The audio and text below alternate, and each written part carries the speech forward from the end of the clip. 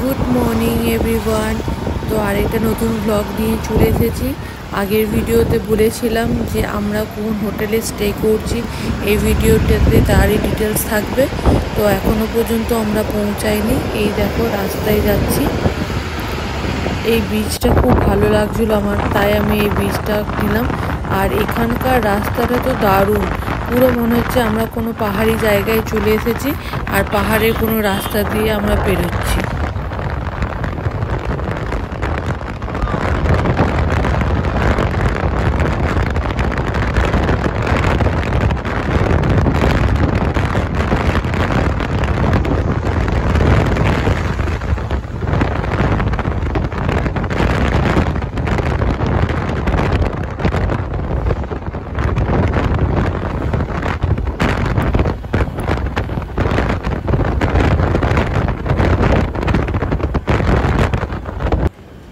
আর আমরা পৌঁছে গেছি আজকে ডেস্টিনেশনে। আজকে যেখানে আমরা স্টে করব, শুধু আজকে না, আজকাল যেখানে স্টে করব সেই জায়গাতে দেখো।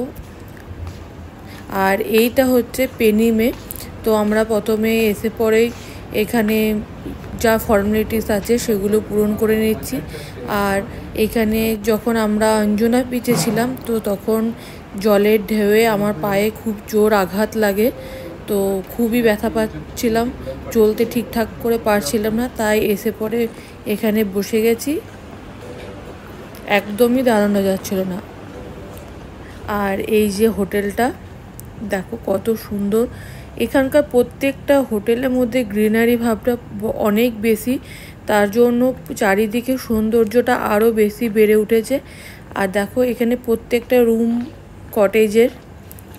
আমার তো খুব ভালো লেগেছে, এই দুদিন আমার খুব সুন্দর কেটেছে এই হোটেলটাতে। আর একটা হচ্ছে ওদের পুল এরিয়া, কিন্তু পুল এরিয়াটাও পুরো গ্রিনারিতে ভর্তি। আর এবার চলো যে আমরা যে রুমটাতে আছি সেই রুমটা তোমাদের সাথে শেয়ার করব। ওর ইচ্ছা ছিল একটু উডেন কটেজগুলোতে যাওয়ার, কিন্তু আমার যেহেতু পায়ে লেগেছিল তাই আমি এত উপরে উঠতে পারছিলাম না। তাই আমি ওকে বললাম যে নিচের দিকেই নেওয়ার জন্য, কারণ যাতে আমার যাতায়াত করতে সুবিধা হয়। কারণ এইটা অনেকটাই আপ ছিল, কারণ এই হোটেলটা যে জায়গাটাতে আছে সেটা এনারা বলছিলেন যে পাহাড় ছিল, সে পাহাড় কেটে পড়ে তারপর এই কটেজগুলো করা হয়েছে। তাই যত উপরের দিকে যাচ্ছে তত চড়াই, আর নিচের দিকটা একটু ঢালু। তাই প্রথম 2-3টে রুম পাওয়া যায়নি, কারণ সেখানে বুক ছিল। তাই একটু সামনের দিকে আমাদেরকে রুমটা করে দিয়েছে। বাট ফার্স্টে আমরা এই উপরের দিকে কটেজ রুমগুলোই বুক করে এসেছিলাম। চারিদিকটা খুব সুন্দর, পুরো ফটোজেনিক এরিয়া একদম।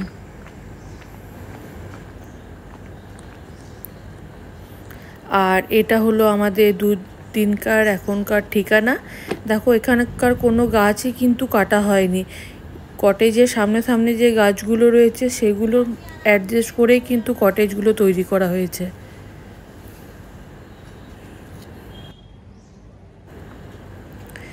আর এবার চলো আমাদের রুমটা তোমাদের সাথে একটু শেয়ার করে নিই।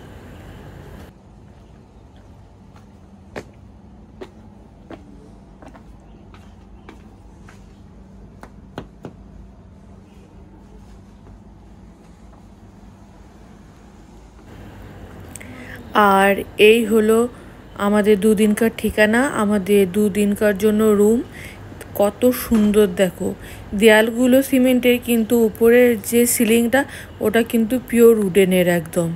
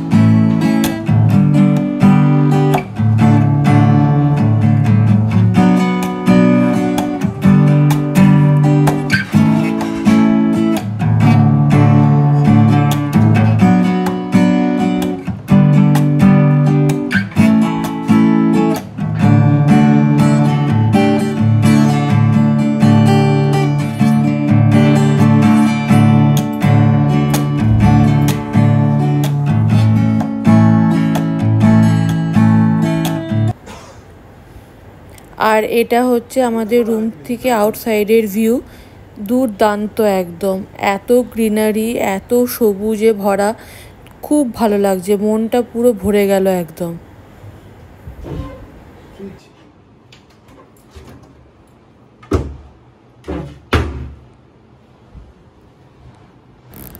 আর আমরা রুমে এসেই বেরিয়ে পড়লাম যে আশেপাশে কি আছে সেগুলো দেখার জন্য। তো এসে পরে এইখানটাতে দেখলাম এটাতে দুটো নদী না দুটো সমুদ্র ঠিক আমরা বুঝতে পারলাম না, কিন্তু ভিউটা জাস্ট অসাধারণ। দেখো কত সুন্দর লাগছে দেখতে।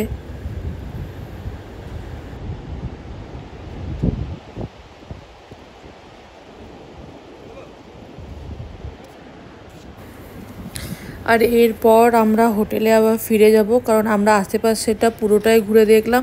এখানে কোনো রেস্টুরেন্ট নেই, যা বুক করতে হবে খাবার সব হোটেলেই। তাই আমরা তাড়াতাড়ি এসে পরে আগে বুক করে দিলাম খাবার। তারপর আমরা দুজনে একে একে চান করে নিলাম, ফ্রেশ হয়ে নিলাম, তারপর দুজনে এবার একসাথে লাঞ্চ করব। আর আমাদের আজকে লাঞ্চের মেনুতে ছিল ভেজ হাক্কা নুডলস আর মিক্স ফ্রাইড রাইস।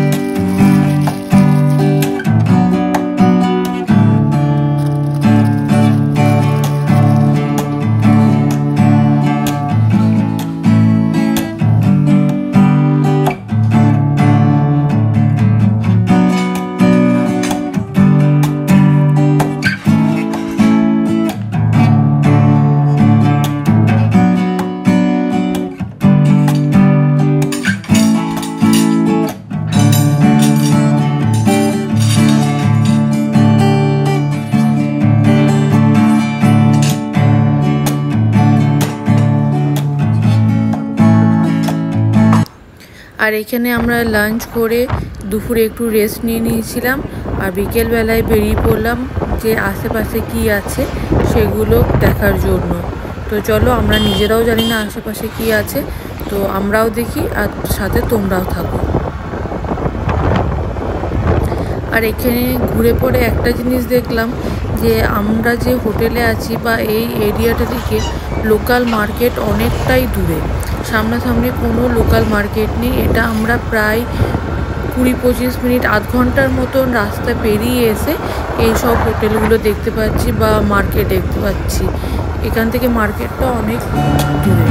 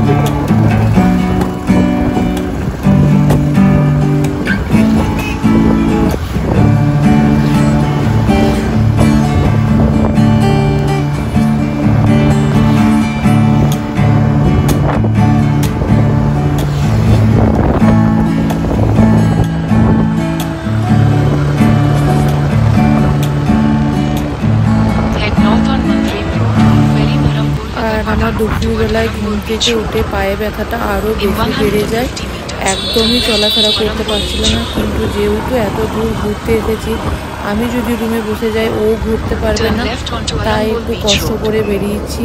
ও সব জায়গাতে হাত ধরে ধরে আমাকে নিয়ে যাচ্ছে, সাপোর্ট ছাড়া তো আমি একদমই চলতে পারছি না।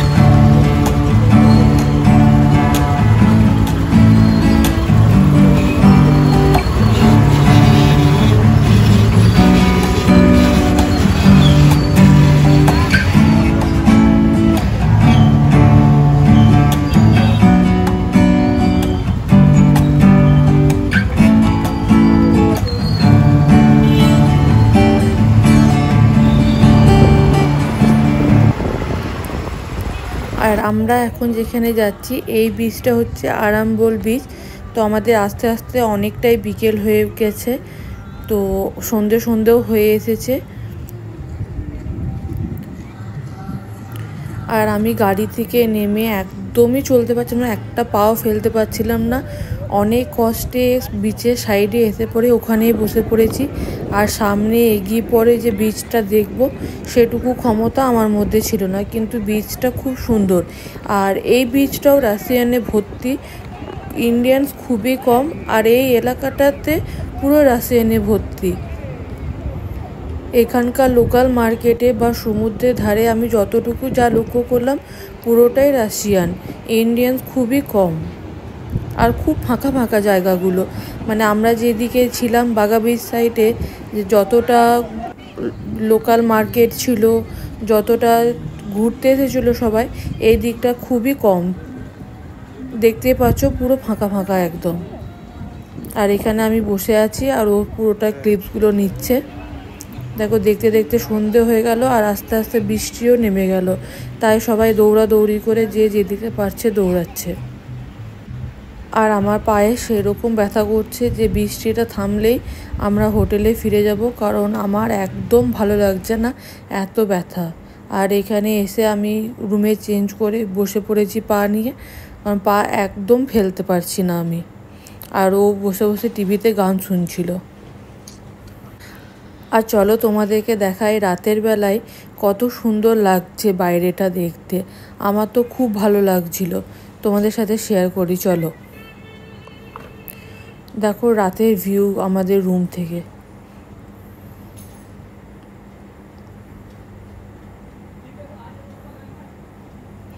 কেমন লাগলো তোমরা কিন্তু অবশ্যই জানাবে।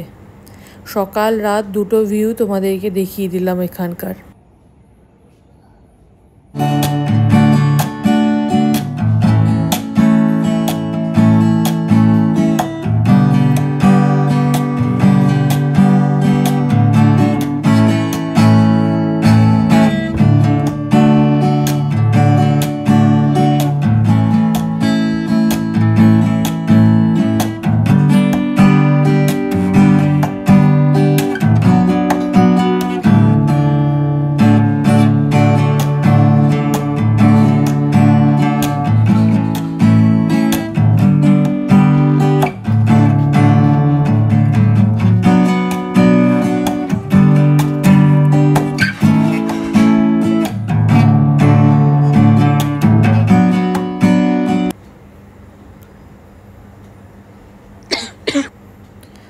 আর এখানে আমার পায়ে এত ব্যথা করছিল আর পাটা ফুলে যাচ্ছিল। আর সামনে লোকাল মার্কেট বলতে কোনো কিছু ছিল না, কোনো মেডিসিন শপ ছিল না। তাও খুঁজে খুঁজে ও একটা দোকান না সুপার মার্কেট থেকে একটা ভিক্স এনে পড়ে রাতের জন্য, যাতে রাতে কোনো ব্যথা বা বাড়াবাড়ি না হয় তার জন্য ব্যবস্থা করে দিচ্ছে। আর এখানে দেখতেই পাচ্ছ যে আমার পাটা কতটা ফুলে গেছে। আর পাটা যত সময় যাচ্ছিল তত ফুলে যাচ্ছিল বলে আমরা দুজনা খুবই টেনশনে পড়ে গেছিলাম, কারণ এখনও আমাদের 3-4 দিনের ঘোরার বাকি আছে। আর এখানে সামনে কিছু নেই, হঠাৎ করে যদি বাড়াবাড়ি কিছু হয় তো কোথায় দেখাবো, কি করব, সেজন্য আমরা দুজনেই খুব টেনশনে পড়ে গেছিলাম যে কি করব। আর এই যে সামনে থেকে এই যে একটা বাম নিয়ে এসেছে ও, এই বামটা দিয়ে মাসাজ করে দিয়েছে যাতে রাতটা আমাদের পেরিয়ে যায়, রাতে যেন কোনো কিছু বাড়াবাড়ি না হয়। আর সামনাসামনি কোনো লোকাল মার্কেট ছিল না, ঘুরতে যাওয়ার কোনো জায়গা ছিল না বলে আমরা রুমে বসে বসে সময় কাটিয়েছি। ও আমাকে গান শোনাচ্ছিল আর আমি শুনছিলাম। নীল সাগরে অতল গভীরে